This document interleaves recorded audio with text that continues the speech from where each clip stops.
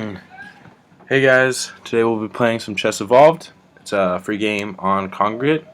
Very easy to play. All you do is make a free Kongregate account, find the Chess Evolved game. It's pretty popular right now. We'll see how long that lasts, but it's in beta with a with updates coming around every week or so. The game maker is pretty involved. Seems like he's really cares about making games, so I'm definitely going to stay interested in this for a while. Let's just get some quick introduction stuff out of the way. You get about hourly rewards.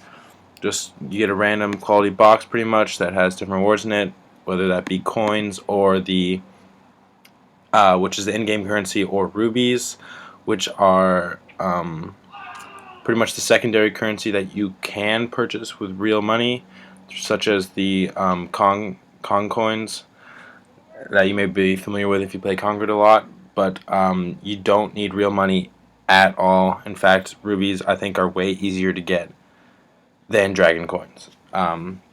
Anyway, we'll go quickly into the army screen. There's tons of different kinds of units. The easiest way to learn about them is to simply play the game.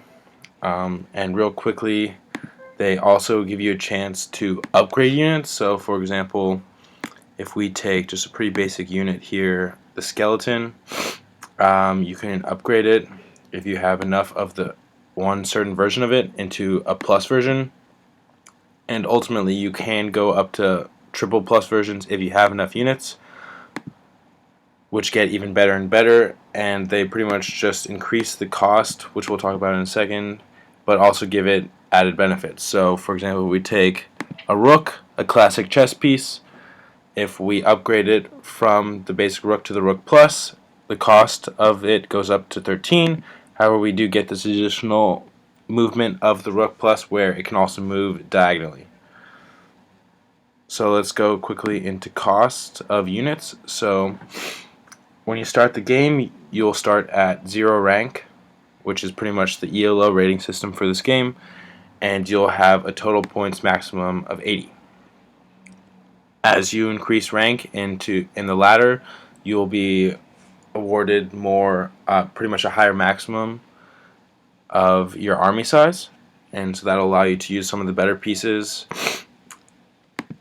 Or really, you can, if you really want to, you can also just switch out some of the preliminary set pieces for lower cost pieces, so you can use the high quality pieces right away. That's pretty much it. Here's the begin combat screen. There's pretty much 3 ways to play. You'll have to start out at practice first.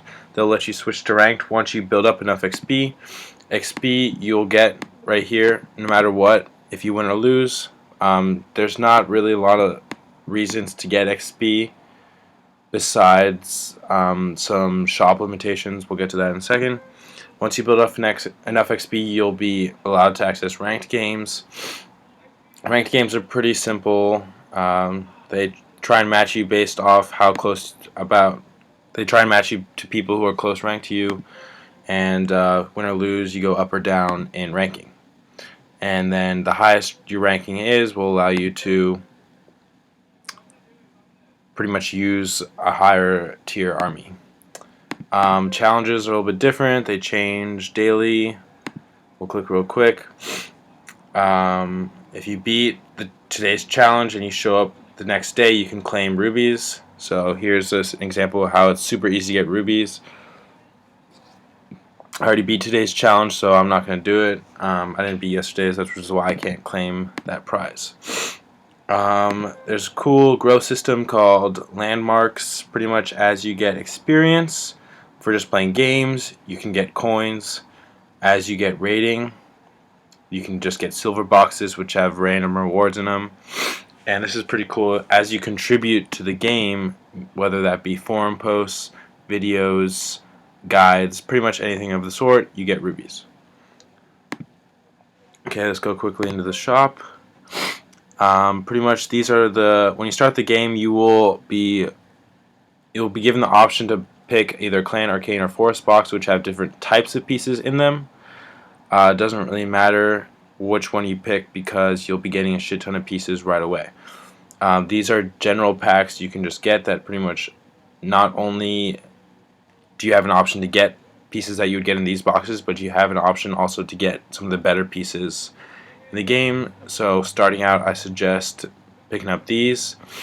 I haven't done any research myself, but I've heard that premium is the best pack to buy. Ultra Crate's just too expensive and not worth it. And basics, obviously, you're not really getting anything for 1,000 coins, which is actually a good amount and hard to get in this game. Okay, here is a specific shop area where you can buy specific pieces that you may want. Buying pieces costs rubies, so I don't know, you decide if that's what you want or what you don't want. These will be locked. Rare, epic, and legendary will be locked until you build up enough experience. But it doesn't take too long to unlock enough, and really, you probably won't even have enough to buy these pieces anyway until you build up some experience. So it doesn't really matter. They do have limitations on how many pieces you can buy, but it refreshes pretty often. So that shouldn't really matter. Also, if you end up later in the game having a lot of extra pieces, you can sell pieces for dragon coins. I haven't done it yet because I like to save pieces for upgrading, which also you can just pretty much buy upgraded pieces here also. That is also experience locked, so if you want to see what the better pieces do, you're gonna have to wait till you build up some experience. But again, it doesn't matter because at the early stages you will not have enough money or rubies to get these pieces. But it's still interesting to see once you build up an experience to see exactly what they do, so you can know kind of what you want to put into your whatever deck, whatever you want to call it, your build.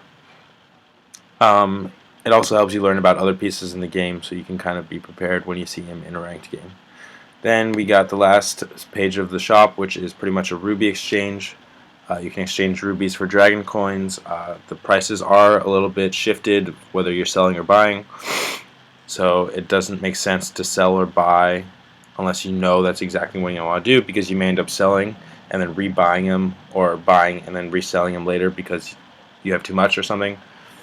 So make sure whatever choices you make, you're for sure you want to do that, because you'll end up losing money or rubies if you make the wrong choice. Lastly, you can buy rubies with the Kongregate currency. I haven't done so yet, but I'm considering it just to support the developer. Anyway, let's go into a quick game. We'll just do a quick ranked game. So as you can see, we're trying to find players around my rating. Hopefully we'll find someone. Something cool about this game is if there's no one playing, they do have bots playing, and you would know because it would say a private account, or so that would mean that it's a bot. And the bots, actually, I've surprisingly lost to a lot of them. They're not that bad, so don't get too cocky. Okay, so let's see. Playing against some guy. This is a blitz game, which means that you have limited time to make turns. This number is how much time you have to make a play, and then that's how much time you have to play the entire game. This 2 minutes starts ticking down as soon as I hit 0 on that. So let's make a move real quick. So this is a portal. Pretty much allows me to teleport whatever pieces behind it out into the play. I teleported my ranger, which I've upgraded. And this piece pretty much is able to attack things all around it. This guy just teleported his giant slime. This piece is a little complicated. I'll get to that in a second. But he's threatening my ranger right now. The nice thing about this game is it tells you pretty much everything every piece can do. So it's not very easy to make mistakes. I mean, you still can make mistakes if you're not paying attention, but it definitely makes it way more difficult to make a mistake. So let's go ahead and try and get out of the way of this giant slime so he doesn't kill me. Any red squares are pieces that he can attack or do something to, and any blue squares are spaces that I can pretty much attack. Okay, let's see here.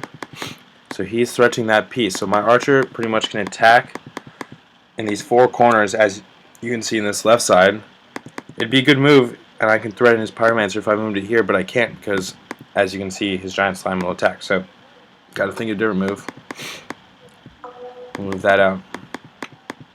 Like I said, there's a lot of different pieces. Really, you just gotta play the game to learn about them. and you'll figure out which ones you think are good, which ones you don't really value. Let's see.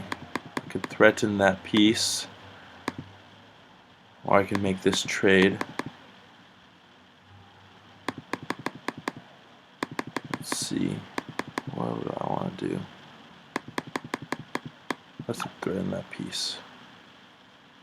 He'll probably move that back. What could I do? It's nice because you can click your own pieces and see what they can do.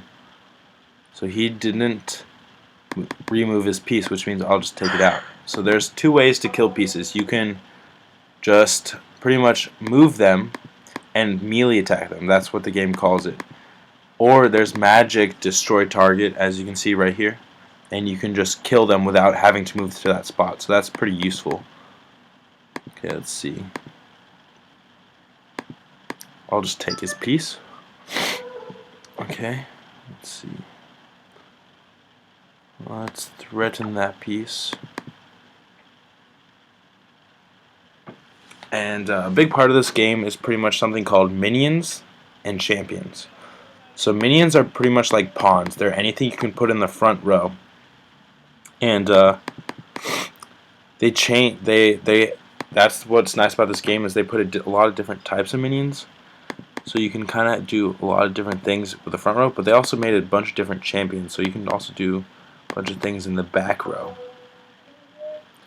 Looks like I just accidentally made that piece free. So you got to be careful because just because a place is blue in that turn, you may move something and it may become open to attack. So while these colors help you out, they can also deceive you. Let's see. That guy can attack there. Let's do this. So if they have pieces on blank spaces, that means if you were to take them, they wouldn't be able to trade you for that piece. So it's good to threaten pieces that are on blank spaces. So he's going to not only threaten me but protect his piece. So that's a good move for him. I say though, we want to trade. You want to trade up in this game. Really is a big concept. So what's nice is they tell you the values of it, and you want to make sure that you whatever, if you're going to make a trade, that you traded up is the way to say it. Because value is a big concept of this game, and if you reach 0 value, you lose. Let's make a move real quick. Let's go here.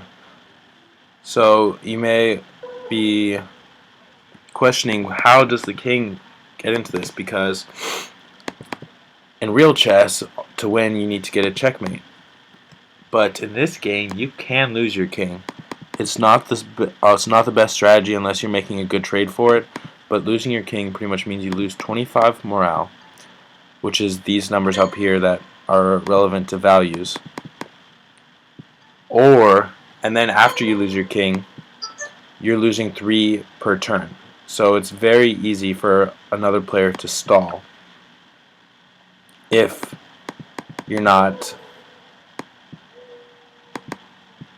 they take your king, they can just stall until you lose enough morale. So you really don't want to lose your king unless you're pretty much taking their king at the same time. That's a major component. Anyway, looks like he made a good trade. He took my ninja, which is pretty much this same piece. I have 2 of them, which is value 15, and he traded a rook, a normal rook, which is value 12. So he pretty much up traded for 3. That was a good trade for him, but I'm winning, I guess you could say, because I'm still up in my morale. Let's see. This right here is a good combo. Wind Mage plus Samurais. Samurais can instantly attack targets if they're right in front of them, and pretty much so it doesn't cost you a move. So what I'll do right here is push my Samurai right up here.